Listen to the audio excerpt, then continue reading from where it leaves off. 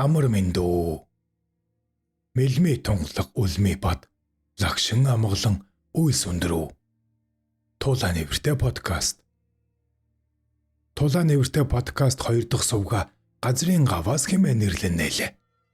Description хэсэгт байх холбоосоор дамжин орж шин сувгт маань нэгдээрэй. Сувгийг маань дэмжиж subscribe тавьчаад дарахтал хангалттай. Газрын гаваас подкаст. Таргалахад ташуур, турахад тушаа. Монгол ардын зүрэг. Ийм хитэн хууч ярианууд өмнөх дугааруудыг эвлүүлэн нэгтгэв. Сайн ноён сэцэн ухаан түшимдийн тухай ам дамжих домог яриа алийг тэргэхв. Эртээ тэр үед альж сэцэн хааныхан ч үед юмтэй. Шавын шалдан гончиг гэж нэг ядуу тарвагчин байж гин. Тэр одоогийн Хинти аймгийн мөрөн сумын нутаг Сариг өндөр хааны гаваар нутгалдаг байж. Унах морь саахүнээгүй туйлын ядуу учир өвөл зөнгүй тарваг тулай махаар хідэн хүүхдэд тийжээ цуудаг гин. Гончиггүй нэгэн өдөр ганцаараа хээр тарваг боогоо сууж байтал хилэн хар хормоотой дунд зэргийн нуруутай чинэлэг байрын хүн ирж амар мэд мэдэж гин. Гончиг мэд мэдсний дараа хилжээ. Хар морноосоо буучгаар л хангаан дэвсгэр дээр суучгаар л өөдөө гэвэл өндөр хааны оройхол дээшээ гэвэл дэлхий уудам хойно дэргэд минь суучих анчны их шиг амсаж хүртэж болно үсттэй гэж. Тэгэхэд нөгөө хүн эзгүй мэт энэ ууланд тантай дайралтна гэж даанч бодсонгүй би. Хар морноосоо буй хангаан дэвсэг дээр чин сууя гэж хэлээд морноосоо бууж гончиг гуан дэргэд сууснаа. Ахын алдар хинсэн билээ гэж асууж гин. Гончиггүй. Шалдан гончиг гэвэл шавийнхан андахгүй. Тарвагчин гончиг гэвэл танаас бусдаа мэднэ.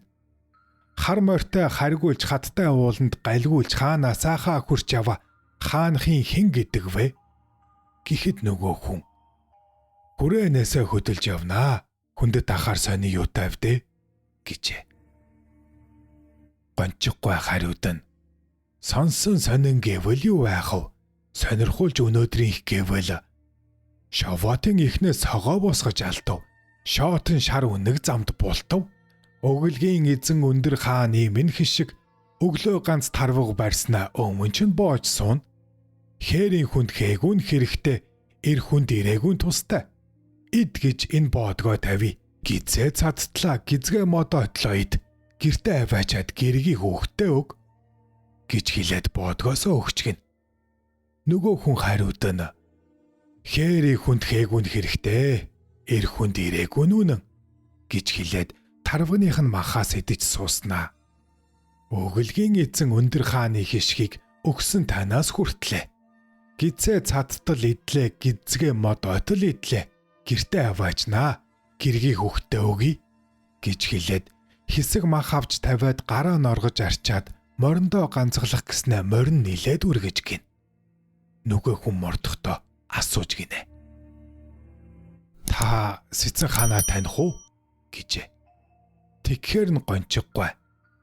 Уулын хідэн тарваг сахин гих, уйлынхаа хідэн хүүхдээ гих, улцсан шар чавганцаа гэхээр би улс амтантай адил явах биш дээ.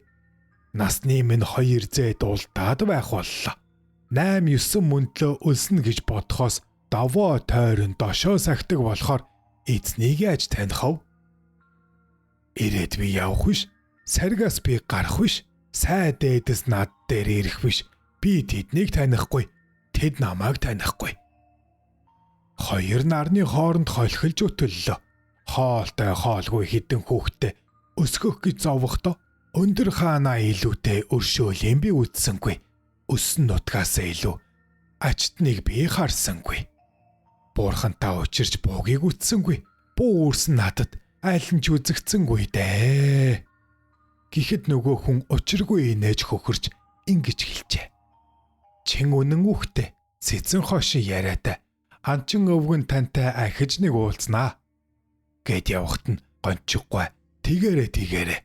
Үлээх салхинд гэрмэн нэвсгнээд өлөн хідэн хүүхэд маань ноцолдож ноололдоод анчин би тарвгаа намансан авгаамын цайгаа чансан уул нүүхвш манайх нүүхвш ирээрээ гэж хэлээд хоцорч гин.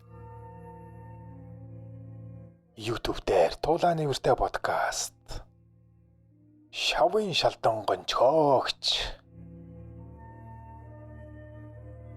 Өнөө хүн явсны маргааш өглөө эртээ бор гэрийнх нь үдийг ташуураараа сөхөн алдан тахар хуйгуу давхин ирж шавын шалдан гончиг гэдэг та юу гэж үг дууралгүй зандчин авч явж гин.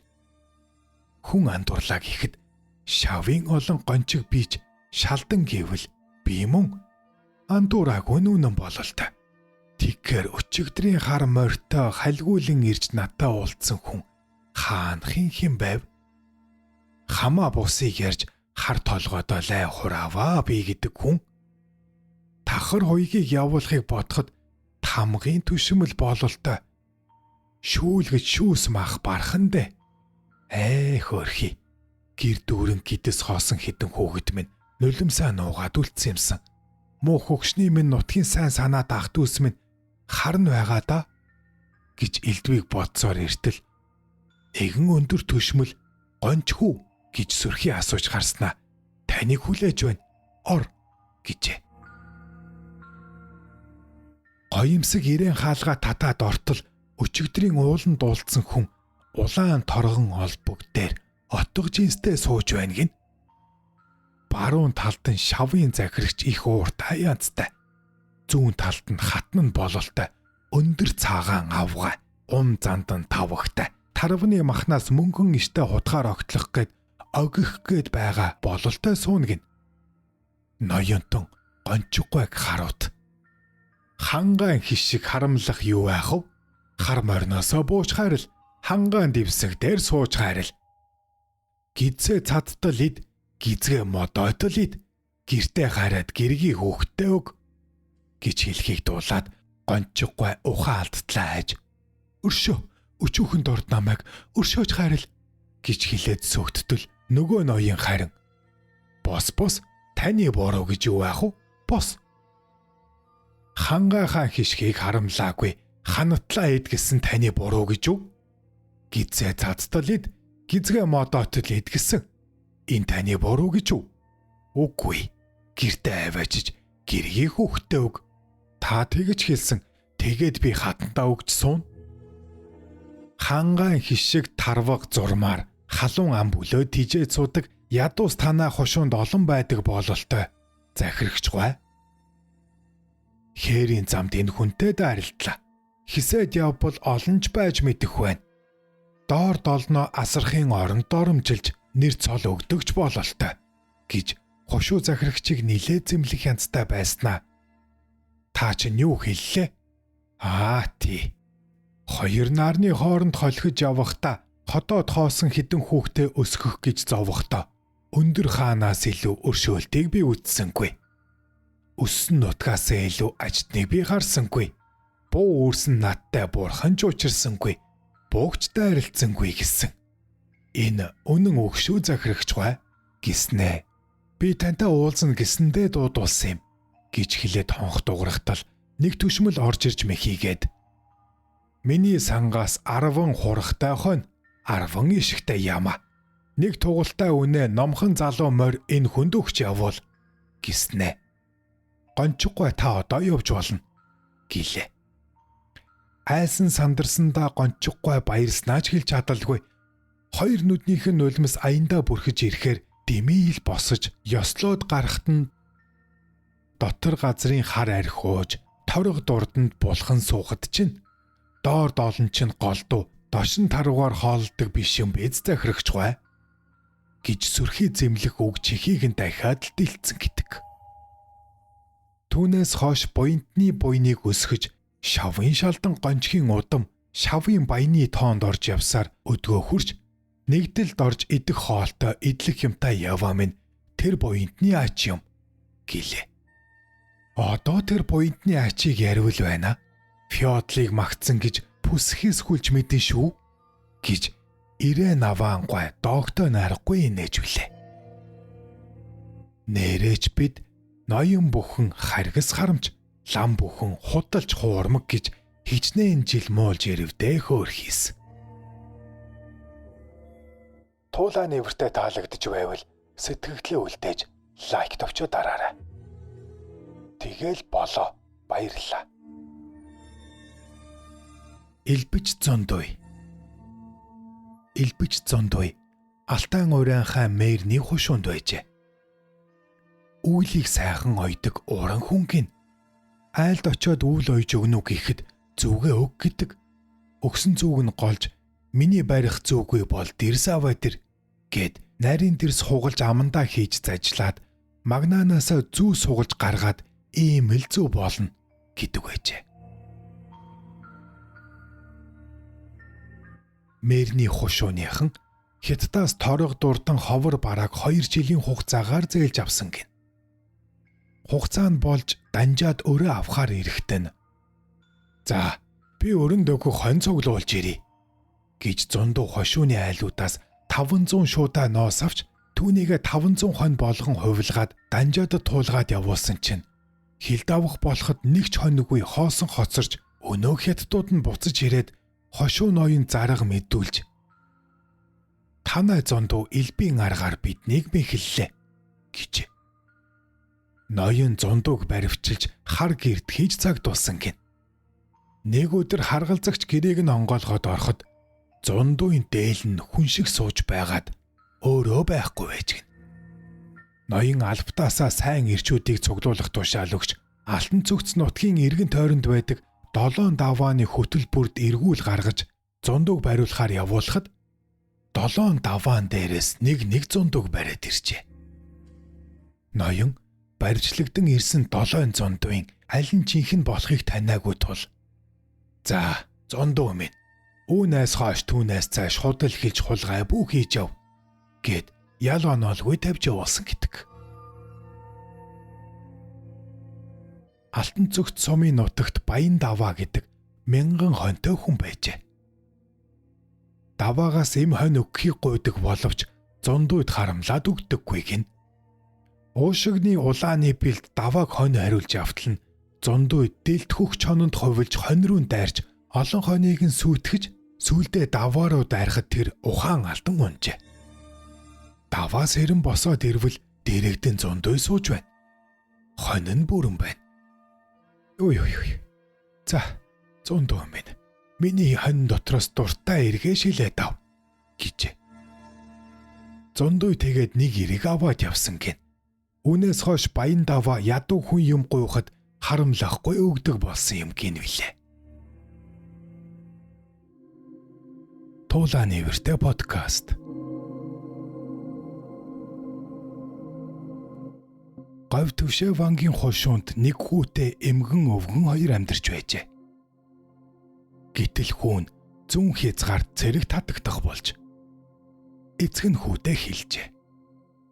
За хөө минь цэргийн алба хаах хугацаанд ямар ч юмтай нөхцөж болохгүй шүү гэж амжилан цагжээ. Хүүч цэрэгт явж хугацаа талбай хааж дуусгаж халагдаад нутгийн зүг жолоо сунгав. Хинти аймгийн орчим явж байтал нэг айрал тааралдлаа. Тэднийд бууж ортол нэг авгаа сууж байна гин.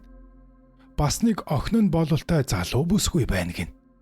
Нөгөө авгаад зүүн хязгаар цэргийн алба хааж дуусаад харж явна гэж ярьжээ. Гэтэл авгаа хүүгд айлж цайлаад хөө минь газар хол хоноод яв гэд явуулсангүй. Орой болж хүүгийн унтхоорыг нөгөө бүсгүйн орны урдуур засч өгчээ. Тэр айлын хайдаг инг шүн саалгадаг юмсанч их охин хоёр ингээ саахаар гарчээ.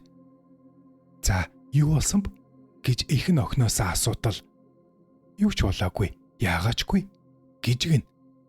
Тэгтэл их нь тэгвэл тэр залуугийн унтаж байгаа талын хаяаг нь сөхөд түүнд харагдах газар бий зас тэгээд орж унт гэжээ. Охин ч ихийн хэлсэн ёсоор гүйцэтгэхэд орж унтжээ. Залуу үүнийг харж тэссэнгүй охины өвөрт оржээ. Ингээд өглөөн залуу хүү эцэг ихтэй очихоор мордов. Нутагтаач ирэв. Эцэг их хоёртойгоо золгох гэтэл тэр хоёр нь буруу юм харж юмж асуусангүй. Тэгс ингэсгээд өнгөрөв. 9 сар өнгөрөөд өвөл эцэг нь хүүгээсээ асууж шалгав. Хүүч үннээ хэлж цэргийн хугацаанд таны загсан ёсоор байсан. Замд нэг авгаа охин хоёрынд бууж хоноод мордсон гэж. Эцэг нь хонь гаргаж 2 хөдөлгөөн морь төхөөрч аваад тэр айлд очихоор зорив. Нөгөө авгаанд орж зорьсон хэрэг явдлаа хэлжээ. Бүсгүй жирэмсэн болсон байв. Өвгнийг очоод 3 хоног байтал хүүхэн өвдөж төрөх болоход их нь хүн хар авчрах гэж сандрав. Тэгэхэд өвгөн би өөрөө их барьж авна гэд хүүхдийг боон авчээ. Ингээд шин төрсөн хүү 3 хоног хүүхний сүгээр нь амлуулад эцэст нь хадаг барьж хүүг авчээ. Өвгөн урд өмнө нь өөрийн хүүд сайн хүү төрхийг мэрглүүлэн мэдсэн учраас хүүгээ цэрэгт явахт нь загсан нь тэр юмсанчээ. Тэр авгаач мөн мэдэж байжээ. Ингээд бусдын хүүг ашиглаж авсан тул ашиг занг гэж нэрлэжээ.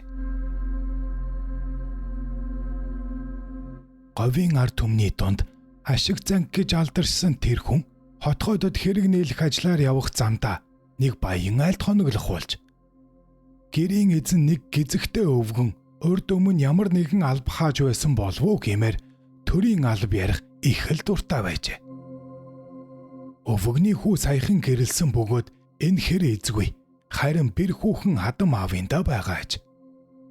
Ашиг зангийн хөтөлхүү тэр бэр цанаархад байгааг ажиглан мэдээд гадаа морь харих далмаар хүүгээс асуувал хүү үннээ хэлжээ. Тэгэхт нь хөтлийнхөө хүүд эдний илүү гэр дээр борхол гадартаа дээл цалхин тавьсан бололтой байна. Чи тэр дээлийг нөмрөөд бэрд очоорой. Хэрэг бүтсэн ч бүтээгүй дээлийг нь байранд нь түргэн тавина шүү гэжээ. Хүү тэр ёсоор дээлийг нөмрөөд очсон ч хэрэг нь бүтсэнгүй. Хүүхний дэрэгдээс босмогц хүүхэн зэрэгцэн босож тулганы зүүн талд ирсэн хүүгийн бит гар хүрэх шиг болжээ. Хөтлийн хүү дээлийг нь гадаа тавиад орондоо орж унтав. Маргааш өглөөнд хөтлийн хүү аргамжаатай мориндоо явсан хойгуур бэр хүүхэн хадамдаа хэлв. Хадам аав нь ашиг зангид хэрэг мэдүүлж ёстой төртөө бэрийн орд ирэндээ байхад нь халтсан тэр этгээдийг эзний хууль ёсоор шийтгэх үз. Гэхдээ нь ашиг занг хөтлийнхөө хүүг морио бариад ирмэгц албан сүрээр далаалган байцаах байдал үзүүлжээ. Чи хамаг хувцаа богцноос гарга, би ч гаргая гэд 2 богцтой бүх хувцсыг гарган ямар нэгэн тэмдэг байгаа эсхийг нэгжүүлээд дараа нь тэр айлын бүх хувцсыг гарган нэгжүүлж хамгийн сүүлд илүү гэр дээр байгаа хадам аавын дээлийг авчруулан үзвээс түүнд бэр хүүхний 3 хурууны хөө тэмдэг тодорхой байжээ. Үүнийг үзмэгч ашиг занг өвгөн чи өөрөө бэрийгээ оролцсон атал албан хэрэгээр яваа гэмгүй хүнийг нэрийг хорлох гэсэн ийм хэргийг эзний ёсоор 50 банцдаад 80 лам мөнгөөр торгох ёстой байдгийм. Торгуульд хүрэлцгүйц мөнгө аваад бидэнтэй хамт явна да. Танаа тамгын газар очноо хөө. Гэхэд өвгөний эмгэн манай мөн өвгөн ердөө гимгүй юмсан да. Холын сонсох ойрын үзэх гэдгийм. Төмөн ах дүүгийн нүрийг яаж хардаг вүлээ дээ. Ийм ч муухай хэрэг гардаг аж химэн сэтгэл санаа нь үнэхээр их зовсон байдал гарган уйлмагц хадам аав нь сандран босоод хойд авдраасаа алд илүү цэнхэр хадаг 50 лангийн юмбуу гаргаад өвгөн буурал өчүүхэн намайг өршөөн сойрхож энэ муухай хэрэгээ зангижруулна уу химэн ашиг зангид баримагц. Би авахгүй. Хийгээгүй хэрэгт нэрээ хорлуулсан хөтлийн хүү та өөрөө уучраа хэлчихгүй. Гэхдээ өвгөн хөтлийн хүүд хандаж баримагц хүү уг зүйлийг гардан аваад за яах вэ? Би тань шиг өвгөн эцэгтэй учраас таныг ногдох ялаас нь хугацаахыг бодъё гэж хэлээд хадаг юмбууг нь аваад явсан юм гэдэг. YouTube дээр Тулаа нэвртэй подкаст бичлэг таалагдж байвал сэтгэлдээ үлдээж лайк товчоо дараарай. Ингэснээрээ та Тулаа нэвртэй подкастыг дэмжиж буй хэрэг юм. Ердөө ингээд л болоо. Ийм амархан. Ханхүүхийн нуруунд хаа нэгтэйхэн газарт хулслаг харгаа хэмээх чилгэр сайхан мод ургадгийг нутгийнхан андахгүй. Ийм модыг хулс харгаа хоёрын хослол гэлтэй. Мөн хөнгөн болоод шулуун, уян болоод бэхлэг, нар салхинд өгөршдөггүй, ус чигт өмхөждөггүйгээр хуслаг харгаа жирийн шинснээс давуу чанартай. Хөхий хангаан хуслаг харгаан цуурай 408 зовхос дуурсаж түүнийг зоргоороо ашиглагчид ойширсныг луу гүнтэн мэдв. Хулслаг харгааг уургын мод гэж нэгийн нэр нэрлэж байх тун. Харин хүнд бүү зааж өгч сайрхах тун. Халуун зуура хайр гамта авч сурцгай химэн зарлиг болгосон юм гэдэг. Хан хөхийн буугыг халтар халуун яхир хар гэж ялгадаг. Яхир хар нь халтар халуунаасаа бие товиртой, эвэр томтой, цээж өргөн болоод хөрөн хар зогдортой, дуу уянгалаг болоод эршүү баргил цурайтай, омглон болоод догшин аршинтай ажээ. Сүргийн сор ханга хаан чимэг гэхэд болохоор сайхан амтан. Ийм давуу чанартайг мэдсэн данжаадууд хай яхил халын чиг өгба янчаан торог харилахгүй ба. Холыг харж ойрыг хайрладаг луу гүн. Манай нутгаас яхир хар буг дөрвөн нүүчгсэн гэж гадны хүнд хэлж байх тун. Бидний үед буг барагдахгүй. Гэхдээ ач 30 жижигхэн баялагийг одоогоос хайрлах учиртай юм гэж айлцсан байна. Айлдварыг нь албад ардууд ёсчлон биелүүлсэн байна. Луугүний хушуунд хятад наймаачид дотор газрын тансаг бох нэртэй зун гаралцсан зүйл авчирч худалджээ. Үүнийг гүнтэн мэдмэгц морин тогштой хонин хүнстэй хідэн хүнийг хан хөхийн арлуу явуулж уулын модны бох түлгэн авчруулжээ. Тэгснэ хятад бох уулын модны бох хоёрыг нутгийнхандаа зэрэгцэн үзүүлээд дотор газрын бох гихч доглон нохойн жогорхой бусуу хангаа модны бох бол хамгийн ариун давирхай буюу гэж харшуулан өгүүлснэ.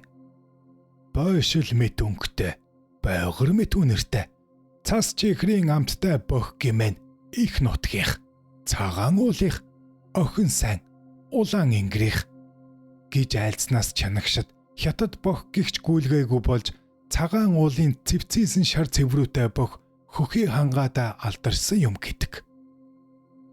Бойшил нарс майлсны давирхай газрын хөрсөнд орж он удснаас үүссэн чулуужсан хув. Бойгор цагаан замдны давирхай, цагаан гүгэл, үнэртний зүйл, гагнуур энэ арилгад орно. Хөх гүгэлж гэдэг. Энгүүн төвшин аавтай ардч нийгэмч үзэлтэй луу гүнтэй хан харцас хэн боловч уулзаж ахуй амьдралаа хөөрч ярин зовлон жаргалаа хуваалцсан түүнээс тус дэм авдаг байжээ. Нэг хархуу гүнтэнтэй уулзжээ. Би гэрлэх гэсэн юм. Авгаагаа авахд хөнгөн хөлтэй бүгэн зүсмийн морь хэрэг болоод байна. Эзэнтэн минь туслах ажаам уу? Химэн гуйсан гин. Луугүн инээмсгэлж. Эр хүндээ туслах нь зүй. Хідэн мориор хөлгөлхөө нэрлэхэлгүй хэлж аваарай. Харин чамаас ганцхан зүйл авлаа. Чи минь гэрээ барьж сурсан уу? Гэж пал хитэл асуухад нөгөө залуугийн царай чавах шиг уулайлаа. Гэрээ барьж үзээгүй танх нэгэн аж. Үүнээс үүдэн гэрлэхээс өмнө гэрээ барьж сур гэсэн сургаалыг тархсан гэдэг. Ноёны хушуунд 8 хийдэг цагаан бэлгийн пүүсийн нэг данжаад хан хөхийн нутагт сууршихдаа Монгол авгаатай гэрлэж 2 хөвгүн 3 охинтой болжээ. Тэр данжаад гинэт зангаа хувиргаж нутаг буцахдаа хүүхдүүдээ авч явна гэж жишимчгүй заргалцсан юм байх. Ихэнх хүүхдүүдээ түүнд өгөхгүй гэж сүргсэн биз. Уг заргыг хилэлцэхэд луугүн тойшсон буухад тугал дагуулдаггүй. Их үрсийг салгаж болохгүй. Химэн айлцнаар хэрэг шийдэгдсэн гэдэг. Түүнээс чанагшид дээр хиллэг мэрэгэн үгийн санд оржээ. Тойшсон буухад тугал дагуулдаггүй. Тоших. Орон өнгөрсний дараа буух Сүргээсээ салж өвс ногооны сүл даган ганц нэгээрээ өвлжгийг хэлнэ. Хошууныхаа хүрээний цогчин дуганыг бариулах ажлыг Луугүн өөрөө удирдах 2 давхар байхаар зурж өгчээ. Довжооны болон суурийн чулууг лам харгүй, хүүхэд хөгшөдгүй, эрвийхээрээ зөөхөд гүнтэн овлог арга сэтсэн гин. Үүний ачаар дуган маш богино хугацаанд боссон байна. Яасан юм гэвэл хүмүүсийг хоорондоо юм дамжуулаад байхаар зайтай зогсоож томоохон чулуу гар дамжуулан зөөлгсөн юм байж. Чингиснэр хүн ядарсангүй ажилч урагштай бүтсэн гин. Эндээс улбаалан дамжлага зовөр, хамжлага дэмнүр гэдэг уран хэллэг үүссэн гин. Хөхий ханга хизээнээс тарвага хийхдээ өгөөмөр нутаг. Энэ нутагт баяд дөрвөд урайхаа өөлд хотгойд сартуул анчид ирж тарвагчилдаг ам. Явуулын анчтад Луугүнтэн хэлжээ. Монгол ах дүүнраасаа хангаан хишиг хулгар шарыг харамлаад яах вэ? Гагцхүү хүсэх минь дошийг нь эзэнгүйдүүлж нөхийг нь битгий хоослоорой. Нөх бүрт ядаж ганц тарваг үлдээ хийх хичээгээрэй. Ойрыг бодвол эсэргэн жил агнахад чинь нэмэр. Хойчийг санавал өр хөөхдөд чинь үлзийтэй болно шүү гэж зөвлөсөн гин. Тэгэхэд нөгөөдүүл нь Бурхан ноёны тааллыг бултаараа бишрэнд агцгаанаа хэмээн сүсгэлдэг ажээ. Луу жанжингүн элжигний баг хошууны нутагт нэгэндээ залрахдаа хид хідэн үнтэй уулзаж хөөрөлдөх зур нарийн гол химээх нэрийг олонтой сонсож олзуурхан тогтоож авчээ. Тэр голыг гүнтэн үзээд хард тунгалаг уурсгалтай хайгаатсан сайхан рашаан химэн сүсгэлж уснаас нь амсан хүртэж аяны жилээгээ гаргав. Тин саадах зур тэнд нутаглагчид хандан ийм ад биш усан эрднийг басамжлах мэт нарийн гэж хэлж боломгүйдэг. Эрдэн гол гэж өргөмжлөн нэрлвэл яасан юм бэ гэж зөвшин айлдсан ёсоор нь эрдэн гол гих болсон гэдэг.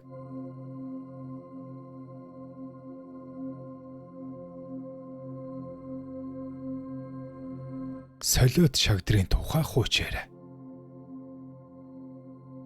Олноо солиот гэж алдаршсан шагдар химээх яруу найрагч бүрэн засагчийн 8 дугаар он буюу 1869 онд Өвөр Монголын 100 өд чуулганы баарын баруун хошуунд ядуу малчин Дэчин Рашин гэрт төржээ. Шагдар багаас хурц ухаалаг альва юмны учир шалтгааныг олох гэж мэрэмтгий байснаас эцэг их нь эрдэмтэй хүн болгоно гэж итгэн 7 настайд нь гэлбэр зууд шавлан суулгажээ. Шагдар төвд номд хичээнгүйлэн заалгаж сүмд 10 гаруй жил суухдаа өөрийн үе зиндааныхан дотроо номтой тооцогдож ялангуяа уншлахаар гаргууд байлаа.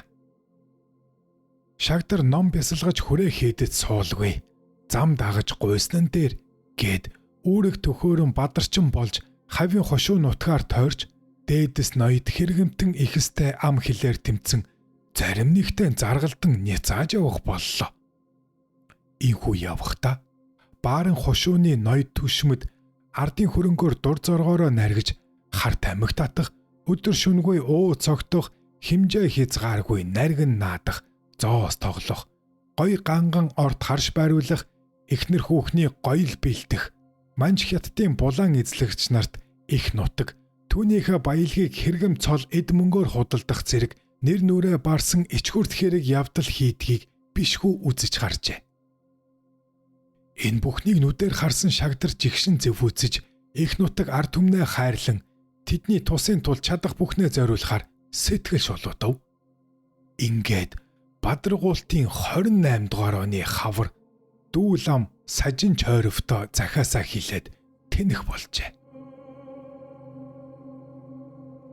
Гэлбэр зуугийн цамын хурал болж баруун баарны олон мөргөлчин ирж үзэмчин ноён тэргүүлэн зуугийн дэрэгдэх зэндмэн хад гихчэд мөрөхөөр гарч ирэхэд шагдар тосон очиж олны өмнө хэлжээ. Тэнгэр эцэг ивэлгүй болжээ. Их дэлхий өршөөлгүй болжээ. Энэрлгүй арья бол авралгүй болжээ. эрх барьсан ноёд хуйлгүй болжээ. Тэгэхээр би авралгүй бурхадтай, аюул тамийн замтай, нуранхай муу гэрүүдтэй ном мэдэхгүй лам нартай, хамт сууж хорвоо гэлээхгүй даяанаар торж дарлагч дэгний цай. Зовгийн сүм хад болоод л тэсэж байна. Зуурсан гурил бол өдид хуваагаад идчихсэн та нар. Гэхэд Ван ноён тэргүүтэй хэрэгэмтнүүд яаж чадахгүй шагдрыг солиот гэж нэрлээд хурдан зайлсан ажээ. Дараах нь шагдрын хил үгийг газар ахуулахгүй оргилохоор хойноос нь илж явуулж барихаар очиход би бадарч болж барцад түтгэрээ арилахаар бомбүтээх гэж явна. Та нар жарахаараа жаргад зэд өргөлөө ховоож өөхөн дээр өнхөрч тосон дээр тоглож буян нүглээ хурааж борхны нүдэнд шорооч хийхэж бай гэд хоёр таяга үзүүлэн нэхэж ирсэн хүнтэй нэгийгээ үзэх гэж бэлдсэн юм гэд явсан гэдэг. Шагдар Бэс ноёны ордонд очиход Бэс ноён муу хэлэгдэхээс айж эргэлзэн хооллож явуулах гэтэл тэдний эрх хав урдуур нь гүхэд Шагдар Бэсийг харж инээгээд олны яриач үний юм аа да гэжээ. Бэс юу тэрв гэж лавлахад хар нохоогоо хоймроо тахиад харц боолоо үүдэн цөгдүүлээд шударгыг нь шулан болгоод шуламсыг нь тахиж байна гэж ярьсан нь аргагүй үнэн байд шүү гэжээ. Баарны зүүн хөх сүмд Банчин богд төвдөөс олон дагуулын хамт нэгэн удаа заларч иржээ. Энэ үед Шагдар түүн дээр очиход үе олон мөргөлчин цугларч өөмөлдөн дагалдагсад нь энгийн ардыг журамтаа байлгах гэж хайр найргүй нүдэж байсан аж. Шагдар нэг гартаа таяг нөгөө гартаа арх барьж дөхөн очоод Банчин гиганыг дагалдан явсан тэрхүү хэрцгий тангадуудыг ажиж байснаа. Мөрөөрөө мэгцгэр тангад, мөнгө зоосонд дуртай тангад, баруун газрын балай тангад Банчныг дагсан чонон тангад гэхэд өнөө хүмүүс Шагдрыг барьж аваад зодох гэхэд та нар Банчин ламын өмнө аваачид зодвол их хэрэг байна та гэхэд Банчин үүнийг мэдээ дуудан үзэж энэ лав даян богдын хувилгаан байх гэхэд юу гинэ хувраг байж чадаагүй намайг хувилгаан гинү Банчин таны нүдэнд бараан үл тогтоо биз гэж хэлээд явчихжээ. 1912 оны хулган жилд өмнө гарч нэг баг цэрэг давхилдан ирж Баараны хушууны үлэг чонгоо захирагч жадамб нарыг баривчлан авч яваад үлэг чонгоог хялгантын сүмийн талд хүлээд хайчихсан байхад Шагдар тааралджээ. Захирагч ихэд олзуурхан "Заахо, азтай хэрэг боллоо. Захирагч нь батганд идэгдээд баларч байна." Гэхэд Шагдар их л өрөвцөн дүр үзүүлж "Эви хөөрхи, ингэж хөвтөх гэж байдгийм аа" гиснэ ихэд инээж "Гүй ингэхэд Баараныг бартал идсэн хүн батганд идэгдэх нь зөв юм байна шүү" гэд орхиод явчихжээ. YouTube дээр Тулаан нэвртэй подкаст. Тулаан нэвртэйгээ дэмжиж сэтгэлдээ үлдээж лайк тавьчаа дараарай. Давангийн тухай хуучаарай. Далай чойнхор Ван Бээжин жасаалаад буцах болж нэгэн түнш пүүсийн эзэн Данжаадийнхаар орж оройжонгоо архиуц суухта эзэн Данжаадын бугуйдах луу ороосон алтан бугуйчин хийцийг ажиж уран дондгоороо үүнээс илүү бугуйч хийлгэх юм шүү гэж бодож суужээ. Далай чойнхор Вангийн уран дондог гэж гайхалтай уран хүн байсан гэдэг. Далай чойнхор Ван нутагтаа ирүүд уран дондгийг дуудаад их хэмжээний алт өгч алтан бугуйч хийхийг даалгажээ. 2 сарын дараа хийсэн бугуйчаа уран дондог авчирч өгөв. Бугуйчийн дээр луу ороон хийж лууны толгой дээр бар хөлөө тавьсан маш урны дээр цагийн аясаар бар хүрхэрэхэд лууны сүүл хөдөлдөг хийсэнд үдсэн бүхэн гайхаж гинэ. Далай чойнхор Ван хойдон жилэн дахиад Бээжин явж өнөө Данжаадынхаараа орж архиуч суужээ. Гэтэл Далай чойнхор Вангийн алтан бугуйч цаг болоод бар дуурахад архиуч суусан Данжаад босон харааж бар дуурсан гэж сандрахад Далай чойнхор Ван ихэд инээж Зүгээр амьд бар биш. Миний буугуувчны бар юм байгаа. Гэт буугуувчаа үзүүлэхэд Данжаа түүнийг нь үзээд ихэд гайхан. Хай, ямар уран хүн танаад байна? Манайд иймээ уран хүн байхгүй шүү. Бас танаа уран хүнээ гуйлыг 9 тунгаа чадсан байна да. Гэхдээ далай чонхорван ихэд гайхахыг харсан Данжаад өөрийнхөө алтан буугуувчийг шувт татан базж шитгэд ангас гэд хөвдөө орж гин. Далай чонхорвангийн буугуувч учиргүй хүшүүн хатуун илт байсанд их ичвч дүй вүүлээд өнгөрөөж гин. Ван нутагтаа ирэнгүүд уран дондгийн нүд гарыг гимтээлгүй ирүүдэж алтны учрыг ол гэж тушааж гин. Хит хонсны дараа түшмэл хэрэгэ хүлээлээ гэж Ванд айлдахад оруул гэж гин. Далай чонхорван уран дондгийг хүлээн авч идэ будаа тавьж ингэж хэлжээ. Бээжин хотын алт мөнгө Эрдний чулууны уран инжаанын эзэн Данжаатыг айж гайхан шагширтал хийсэн гарынхаа ураар чи намайг баясгалаа. Галтай хийсэн гарынхаа ураар чи намайг баясгалаа. Галтай цог нүүрэн дээр минь тавих шиг нэг их хичээлээд. Одоо яах вэ? Эзэн ноёноо гихээ бай гэхэд нутаг Монголоо гэдэг байгаа да. Чи тэр алтыг яасан б? Гэхэд тал нь би гэжээ. Бузар орсон алтаар би яах вэ? Хойшид санаж ав. Чи энэ нутаг усны нэрийг алдаршуулах уран гарт нэг сурга, хөлсийг нь би төлье гэсэн гэдэг. Түүнээс хойш далай жонхор Вангийн уран дарахад гэж гайхагдсан содов дархан, чавганц дархан, бэлэг дархан гэж олон дархчид төрсөн юм гинэлээ. Дархан хүн бурхан ухаантай гэдэг үлээ. Тэртээ үед далай жонхор Вангийн хушуунд олон агсам хүмүүс гарч найр наадам өмөлдөг болж гин. Энэ тухай яриа далай жонхор Вангийн чихэнд хүрв.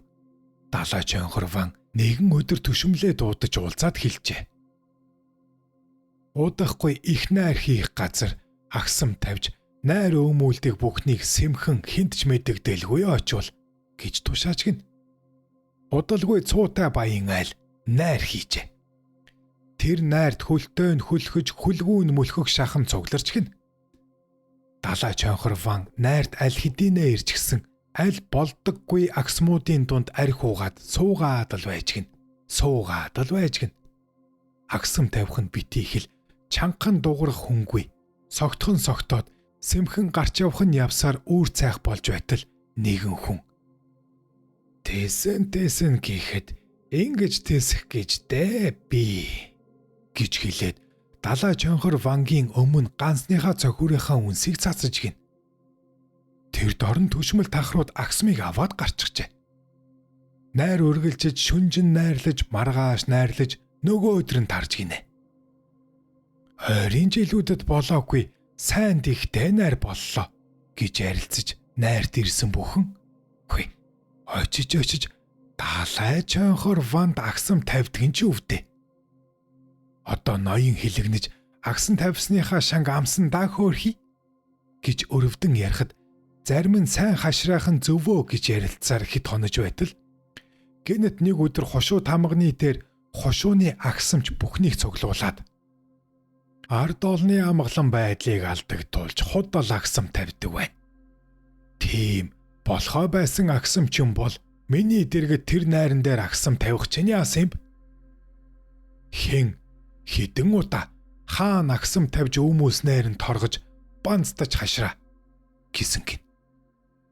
Далай жонхор Ван өөрт нь агсам тавих гэсэн хүнийг дуудаж чи харин ясны агсамч байрын хүн байна вүлээ. Хойшод ууснаа шингээд сур гэсэн гэдэг. Түүнээс хойш далай жонхор Вангийн хушууны найр наадам дихтэй сайхан болсон юм гэдэг.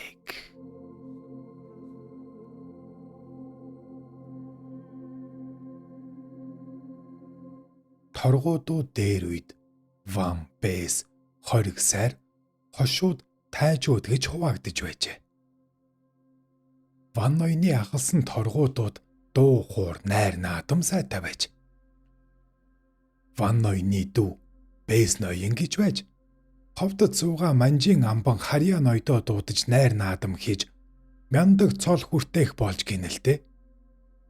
Тэгээд торгуудын ноёдыг хүлээн авч ном хайж хэр цэцэн мэргэн ухаантайг нь шалгаад номын хувьд дүүд нь ван цол шагнаад сүрлэг сахалтай сайхны хувьд ахыг нь ван хивээр нь байлгах болно гэж ярилцаад. Одоо та нар наргид цэнгээд сайхан амарцгаа. Өглөө уулзъя гэжээ. Энэ хооронд дүү Бэс ноён нь ах надаас сайхан сахал царай зүсээрэл эст авдаг юм бол гайгүй биз гэж бодоод аха танина сахлыг чинь амбан ноён их элливгүй хараад ах шиг байсан. Та юр сахлаа хусаад оцсон дээр баха гэж зөвлөжээ. Гинэн ах нь дүүгийнхээ зүвснээр сахал үсээ зулмаатал хусаад өглөө нь амбантайгаа очиж золгоотгсон чинь амбан ноён инээмсэглэх хайцнаа ярвааж. Өчигдөр чи зурмал шиг сайхан ван байсан. Өнөөдөр зулмсан гахаа шиг муухай амтан болчихж өөр ингэсэн ухаантай бодолтой бай гэд шийдснээр ван цол шагнаж харин ах ванг нь ноён болгожээ. Ингээд торгууд нарыг дүү ноён нь залиараа агалсан гэдэг юм.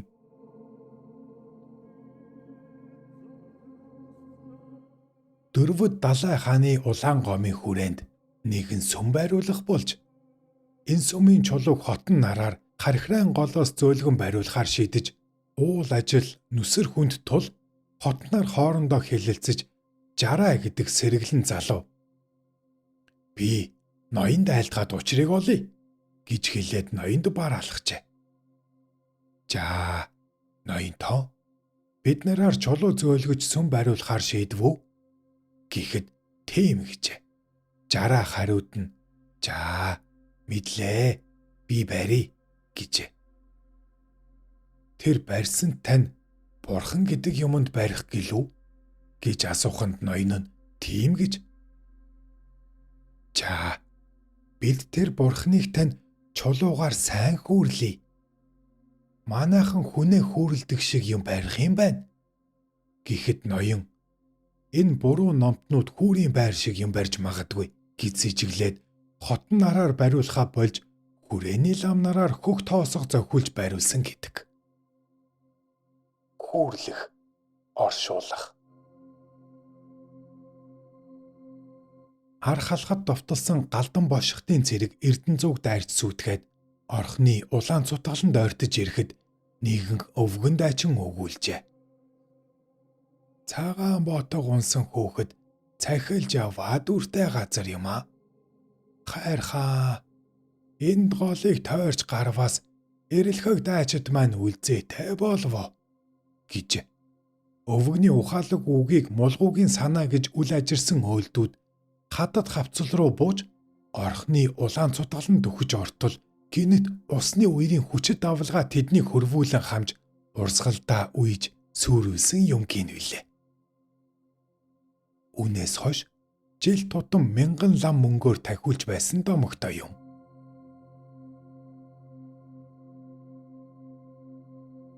Цэцэн хаан 9 угсаа залгасны дотор эрвгэр Цэцэн хаан 3 дахь хаан нь юмсанжээ. Багада үнэхэрийн цэцэн хүүхэд байжээ. Уг нь харц гаралтайж цэцэн мэрэгнээрээ шалгарч аймгийн хан болсон гэлцдэг. Баг байхад нь тэднийд хүн ирээд аав ээж нь эзгүй байсанд сургалахад хүү хэлжээ. Аав өвчин хайж аваа, ээж дэлхий цэвэрлэж аваа гэжээ. Энэ нь эцгийгээ айл хэсэж архиуж эхийгээ аргал түүж авааг хэлсэн утгатай үг байсан юмсанж. Үүнээс хойш үе тэнгийнхэн төдийгүй томчуудыг үгээрээ давдаг болж мэрэгнээрээ алдаршин харц ардын дотроос хан болжээ. Хан болсон хойдон жил нь богдод халахын 4 аймгийнхан ирж мандал өргөн бэлэг барих болж гин. Эд залуу эрвгэр Цэцэн ханж богдын хүрээ рүү 2 түшмлээ дагуулж явлаа. Богд эзэнд бэлэг өгөхөөр юу авч явах вэ? Та анх хам болж буй болохоор их хүндтэй очино үсттэй гэхэд гайгүй болно үз. Урт шар баранзад 50 лангийн юм бүү бэлд гэжээ. Тэгэхдээ аймгийн нэр гутав бэлэгч нь багдаж буй юм биш үү? 9 цагааны бэлэг барьвал ямар вэ? Гэхдээ болох л байлгүй гэж тоосонгүй. 9 цагааны бэлэг. Монголоос Манжийн хаанд жилд нэг удаа барьж байсан алба. Булганы бүтэн арьс хүзүүндэн зүүсэн мөнгөн буйлтай цагаан атан тэмээ нэг. 5 өнгийн хадгаар чимсэн шар ногттой цагаан зүсмийн 8 акт морь эдээсэлтийн хамт өргөж байв. Та YouTube дээр Туулаа нэмэртэй подкастыг үзэж бас сонсож байна. Бичлэг таалагдж байвал сэтгэлээ үлдээгээрэй. Урт шар баранзад дунд зэргийн хадаг. Явсаар богдын хүрээнд иржээ. Богдод бараалахаар болоход 2 төшмөл юу болдог бол гэж түгшиж байв. Эрүгэр цэцэн хаан насаар багтвал 3 хааны хамгийн доор сув. Дээд талд суусан хан нар богдод жинтэй том бэлэг барив. Эрүгэр цэцэн хаан шар баранзад 50 лангийн юмбүтэйгээ очиход 2 төшөмөл нь яаж халаах бол гэж хавталцаж суужээ. Эрүгэр цэцэн хаан манай нутаг зуд турхан их газар холгүйж унаа муута ядарч ирэв. Эзэн богтой уулзсных хадаг юмбүгээр золгоё гэж золгож гин. Тэгээд таныг харж дахиж авах гэж хаяа голын урд буй модод уулыг өргөе.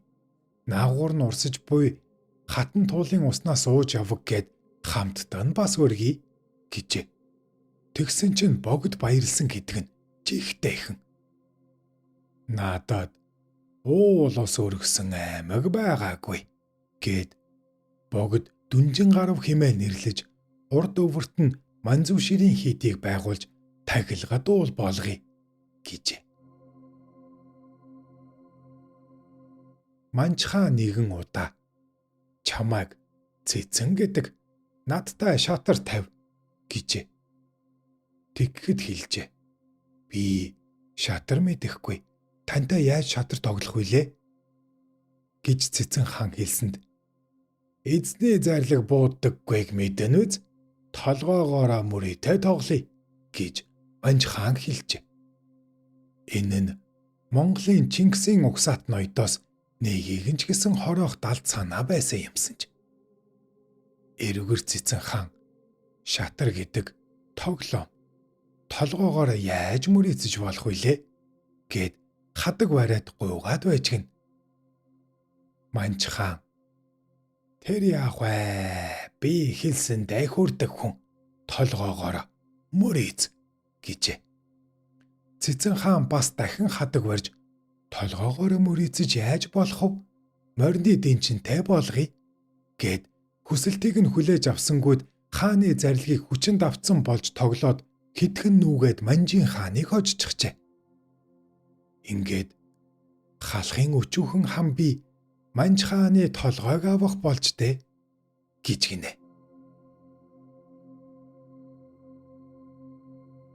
Халахын хан цөм богдод бараалхах үед Баруун аймгийн 3 хаан нь хүрээг Монголын нутгийн төв рүү нүүлгэн гэж гин. Түшмэд нь цэцэн хаан руу харсанд зүйтэй нүүлгэх нь зөв гэж байна гин. Богдын хүрээг нутгаасаа холдохыг зөвшөөрч байдаг даанчиг явда гэж түшмэд нь халаглаж суужээ. Манай аймаг хүрээг нүүлгий. Тэгэхдээ шийдэх нэг юм байна гэж гин. Богд түүнийгээ хэл гэжээ. Манай аймаг хүрээг дангаараа хариуцсан дагаад нүүлгчхий. Баруун 3 аймаг хамжиж нийлээд унаа хүсэг сайтаагаараа хам богд хатан туул 2-ыг нүүлгэн үз гэхэд богд хаанч Баруун аймгийн 3 хаанч таг болж хүрээг нүүлгэхэ болжээ.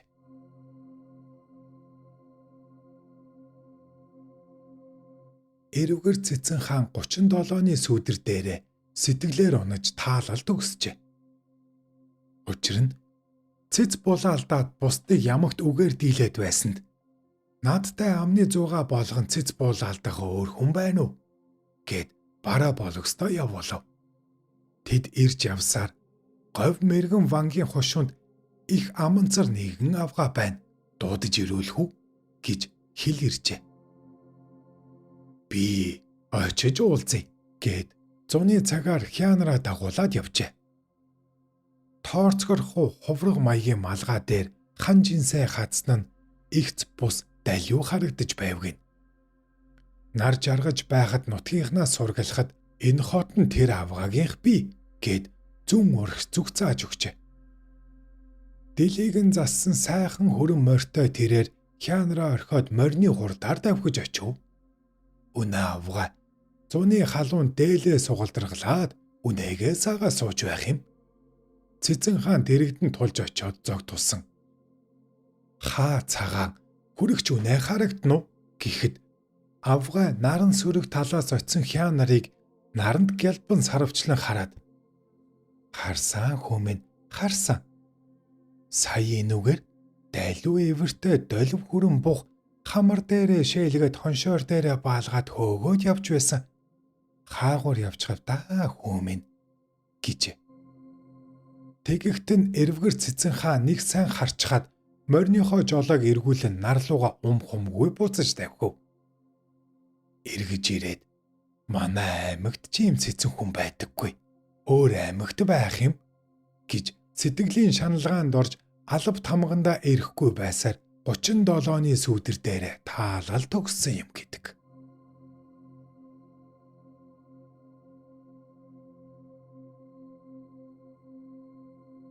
Та YouTube дээр Туулаа нэвртэй подкастыг үзэж ба сонслоо.